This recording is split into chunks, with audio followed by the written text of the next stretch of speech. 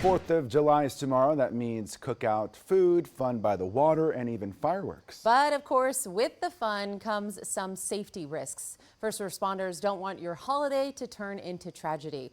So joining us this morning with some of those safety tips and reminders is Captain Trevor Stokes with the Pflugerville Fire Department. Good morning, Captain. Good morning. Captain, the 4th of July is a busy day for first responders. What are the typical calls you get? So in addition to medical calls, we see a surge just in activity. Typically when people are home and out and about, we tend to see more of them. Thankfully, though, recent laws and changes and some rules and regulations with fireworks has helped kind of prevent some of the more fire-related calls because of the use of fireworks.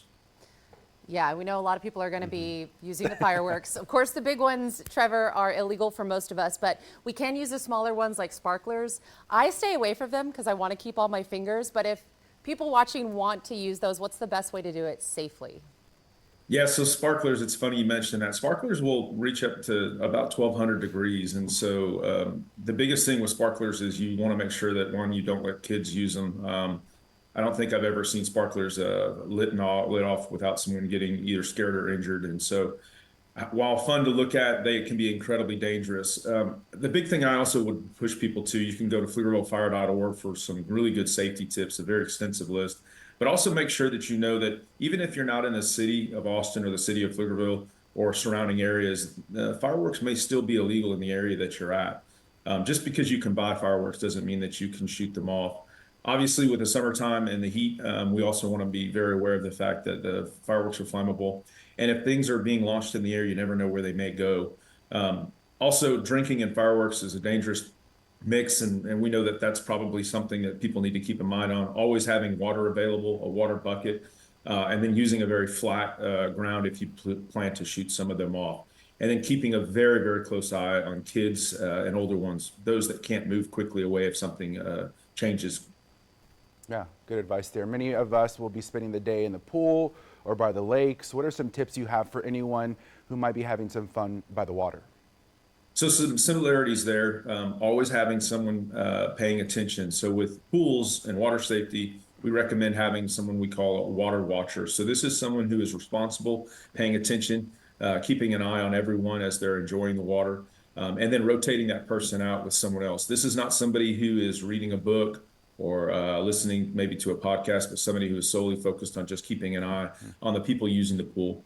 The thing about pool safety, drowning is a silent and very quick thing. Unlike a trip or a fall or something that happens where you'll hear something or you'll hear someone yell.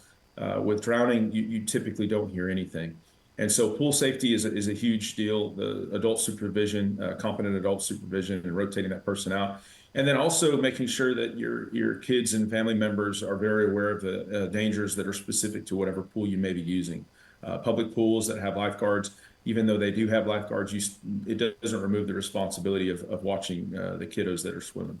Yeah, that's a good reminder. Watch, don't just listen. You need to be watching them too.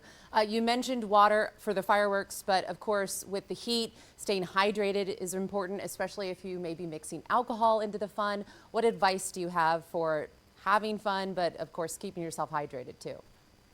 Well, kind of like we tell the firefighters, hydrate before you come to work, and then hydrate early and often and throughout the day. And so if you find yourself getting thirsty, you're probably already starting to become dehydrated. And especially if you plan on enjoying some alcoholic drinks, drinking water and as much water as you possibly can is always a good recommendation. Getting out of direct sunlight, wearing some light and loose clothing, those are all good tips. And again, especially for our older ones and our littler ones, those are the most prone to heat stroke or heat emergencies. Yeah, and also sunscreen for sure. Oh gosh, yes. All right, Pflugerville Fire Captain Trevor Stokes, thanks you so much for being with us. Great information you just shared with us. Thank you. Take care. Yeah, you too. Let's hope they're not too busy tomorrow and everyone's staying safe.